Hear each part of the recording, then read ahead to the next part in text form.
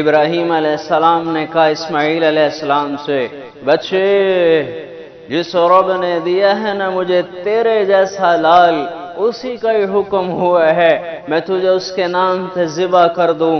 ہاں ہاں، بچے نے کہا ابا جان مجھے پتہ ہے آپ نبی ہیں، آپ کا خواب نہیں ہے، وہ اللہ کا حکم ہے، آپ پورا کریں۔ تو حضرت ابراہیم علیہ السلام نے اسماعیل علیہ السلام کو یوں بالوں سے پکڑا اور یہاں گردن پہ چھری رکھی، یوں آسمان کی طرف دیکھا، ہائے ہائے ہائے، یوں آسمان کی طرف نظر کیا گئی کہ آسمان کے فرشتوں کی بھی چیخیں نکل گئیں، یہ کیا ہو رہا ہے؟ فرشتوں کو نہیں پتا آگے کیا ہونے والا ہے۔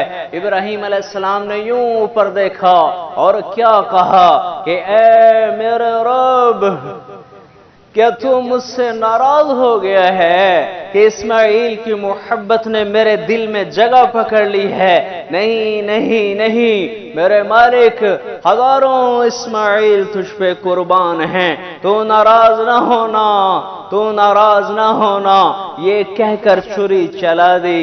یہ میرے اللہ سے محبت کا جذبہ ہے۔